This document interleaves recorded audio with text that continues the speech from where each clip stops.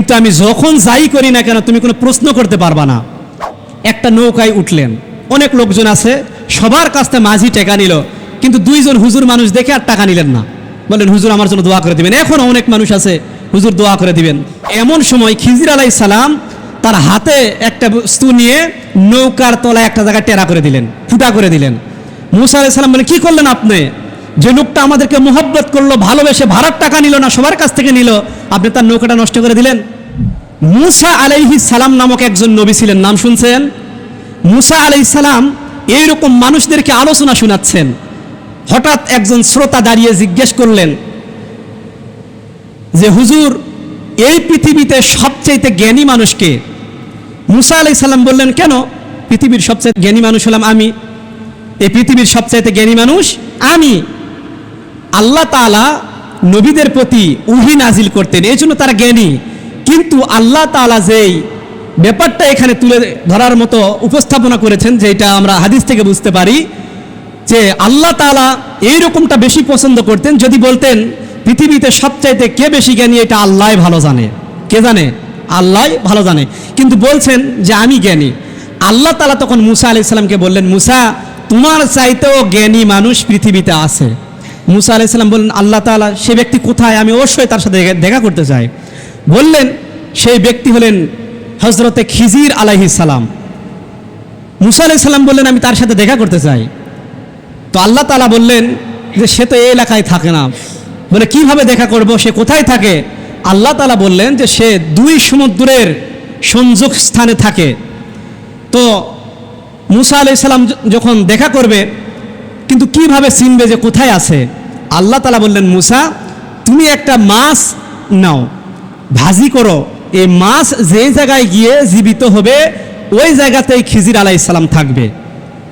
মুসা আলাইহিস সালাম তার সহচর সহপাঠী সফর সঙ্গীকে নিয়ে রওনা করলেন। যাইতে যাইতে তারা ক্লান্ত হয়ে গেছে, এমন একটা জায়গায় তারা আরাম করতেছে, ওই জায়গায় ছিল আবু হায়াত পানি। তো ওই মাছের শরীরে ঘ্যাস খাওয়ার সাথে সাথে মাছটা ওই পথে চলে গেছে, কিন্তু তারা খেয়াল করেনি। অনেক দূরে যায়, যাইতে যাইতে ক্লান্ত হয়ে যায়। মুসা আলাইহিস সালাম বলেন সফর সঙ্গীকে যে বড় ক্ষুধা লাগছে, মাছটা বাহির করে একটু খেয়ে নেই। সঙ্গে সঙ্গে তার সফর সঙ্গী বলছে, হুজুর, মাছ তো চলে গেছে, মাছ তো নাই। তখন তারা আবার ব্যাগ হয়ে আসছে, ঘুরে আসছে। আসার পর দেখে যে জায়গাতে তারা আরাম করছিল ওই জায়গা থেকে মাছটা গেছে, কিন্তু মাছ যে পথে গেছে ওই পথে একটা দাগ উঠে আছে, মিশ্রণ হয় নাই। তো মুসা আলাইহিস সালাম সেই পথে গেলেন। যাওয়ার পর দেখেন যে এমন একজন ব্যক্তি শুয়ে আছে চাদর মুড়ি দিয়ে। আসসালামু আলাইকুম বললেন, সালাম জানালেন।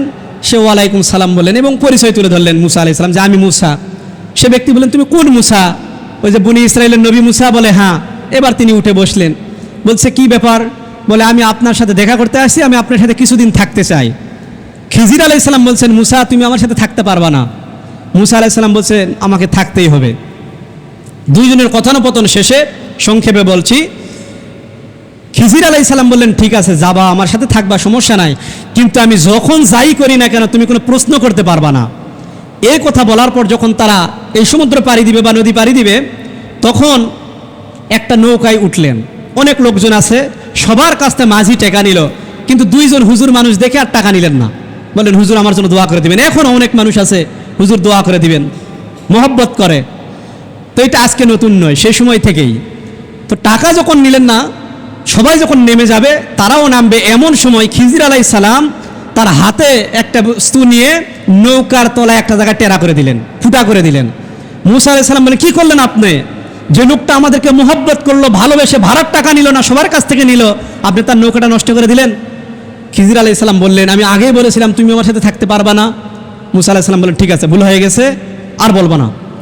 এবার তারা যাচ্ছেন, যাইতে যাইতে দেখেন যে অনেক সুন্দর সুন্দর বাচ্চাগুলি খেলাধুলা করতে, তার মধ্যে একটা বাচ্চা অতীব সুন্দর।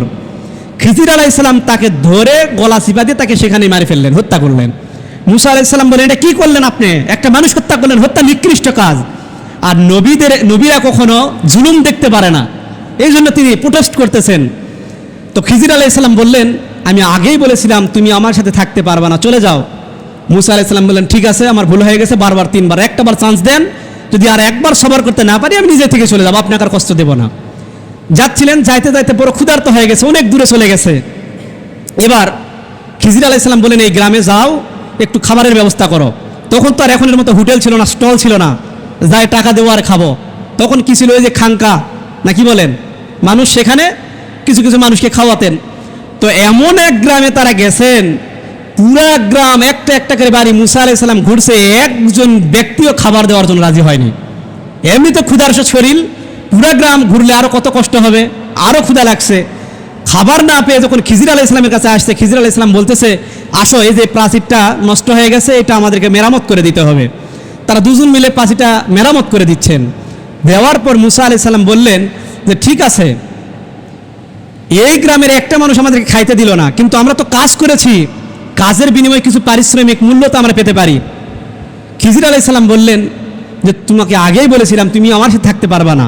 মুসা আলাইহিস সালাম কিন্তু এবার তেমন কিছু কষ্টদায়ক বলেনি, কিন্তু মুসা আলাইহিস সালামকে যখন বললেন আমার সাথে থাকতে পারবা না, তোমাকে বলছিলাম, মুসা আলাইহিস সালাম বললেন ঠিক আছে, আমিও আর আপনাকে কষ্ট দিতে চাই না, আমিও চলে যাই। খিজির আলাইহিস সালাম বলছে শোনো, এই তিনটা কাজের কারণ তুমি জেনে যাও। নৌকাটা টেরা করেছিলাম এক নম্বরে এই জন্য যে আল্লাহ তাআলা আমাকে জানাই দিয়েছেন যে ওই এলাকার যিনি রাজা খুব জালেম, তিনি একটু পরে আসতেছেন নদীপথে, সমুদ্র পথে যত ভালো ভালো নৌকা পাচ্ছে সব নিয়ে যাচ্ছে, কিন্তু টেরা ফুটা ভাঙ্গা নৌকা হলে নিচ্ছে না।